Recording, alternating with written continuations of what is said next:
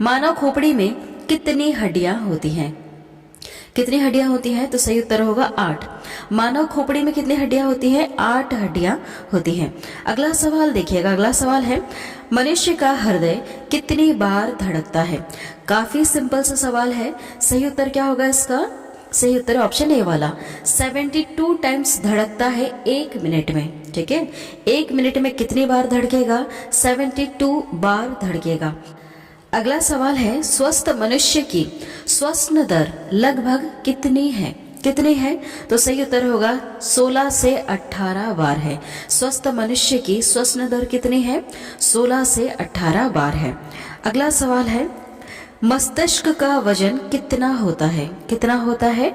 सही उत्तर क्या होगा इसका? ऑप्शन डी वाला, 1350 से लेकर 1400 ग्राम इतना मस्तिष्क का वजन होता है। ठीक है, मनुष्य की बात करें हम, कितना वजन होता है? तो 1350 से लेकर 1400 ग्राम तक वजन होता है। अगला सवाल है, मानव शरीर में सबसे बड़ी हड्डी कहाँ होती है? काफी ज्यादा महत्वपूर्ण सवाल है और कई बार एग्जाम में पहले भी पूछा जा चुका है। देखिए सही उत्तर क्या होगा इसका? इसका सही उत्तर है फीमर। जांग में जो हड्डी होती है सबसे बड़ी, उसको फीमर कहा जाता है। यह मानव शरीर की सबसे बड़ी हड्डी है। क्या नाम है? फीमर। कहाँ पाई जाती है? जांग में। अगला सवाल देखिएगा, मानव शरीर में सबसे छोटी हड्डी कहाँ होती है? सबसे छोटी हड्डी कहाँ पर है? तो सही जवाब होगा इसका मध्य कर्ण में है। ठीक है, क्या नाम है जिसका? स्टेपिज नाम है। इस हड्डी का नाम क्या है? स्टेपिज। यह कहाँ है? मध्य कर्ण में है। सबसे छोटी हड्डी होती है मानव शरीर की। अगला सवाल है, मानव शरीर में सबसे मजबूत हड्डी कहाँ होती है? सबसे मजबूत की बात हो रही है, तो सही उत्तर क्या हो जाएगा? जबड़े की हड्डी। जो हमारा जबड़ा है, इसकी जो हड्डी है, यह सबसे ज्यादा मजबूत हड्डी होती है। अगला सवाल है, शरीर का सबसे कठोर तत्व कौन सा है? सबसे कठोर तत्व की बात हो रही है, तो सही जवाब होगा एनामेल। एनामेल सबसे कठोर तत्व है। अगला सवाल है, मनुष्य के सौंदर्य का अध्ययन क्या कहलाता है? बहुत सारे अध्ययनों का अलग अलग नाम है, तो मनुष्य के सौंदर्य का अध्ययन क्या कहलाता है? सही जवाब क्या होगा इसमें से? सही जवाब है ऑप्शन सी वाला, कैलोलॉजी। नाम है कैलोलॉजी। यह मनुष्य के सौंदर्य का अध्ययन कहलाता है, कैलोलॉजी। अगला सवाल है, सामान्य मनुष्य का रक्तचाप कितना होता है? यह सवाल काफी ज्यादा महत्वपूर्ण है। सही उत्तर क्या होगा इसका? ऑप्शन सी वाला, 120/80 मिलीमीटर। सामान्य मनुष्य का रक्तचाप कितना होना चाहिए? 120/80 मिलीमीटर। अगला सवाल है, शरीर में रक्त परिभ्रमण में कितना समय लगता है? कितना समय लगता है? तो सही उत्तर होगा 23 सेकंड्स लगते हैं। शरीर में रक्त परिभ्रमण करने में कितना समय लगता है? 23 सेकंड लगता है। ठीक है, अगला सवाल देखिएगा, मानव शरीर में जल की मात्रा कितनी होती है? कितनी होती है?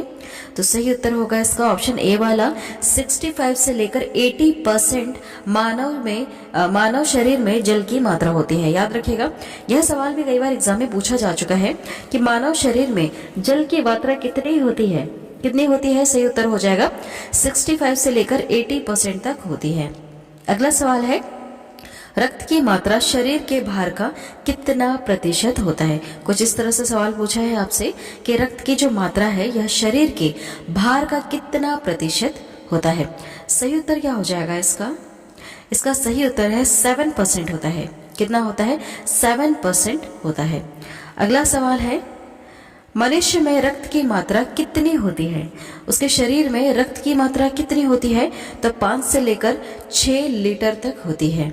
ठीक, अगला सवाल है, मानव रक्त क्षारीय का पीएच मान कितना होता है?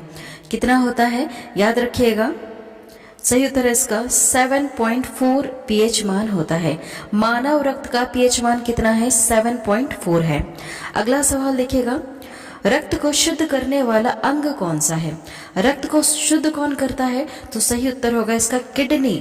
किडनी शुद्ध करती है रक्त को। ठीक है, अगला सवाल है, लाल रक्त का कण का जीवन काल कितने दिन का होता है? जो रेड ब्लड सेल होते हैं, उसका जीवन काल कितने दिन का होता है? सही उत्तर क्या होगा इसका?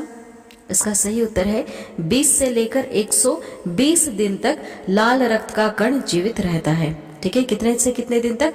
20 से लेकर 120 दिन तक लाल रक्त का कण जीवित रहता है। ठीक है, इसका जीवन काल कितना है? 20 से लेकर 120 दिन। याद रखिएगा, महत्वपूर्ण सवाल है।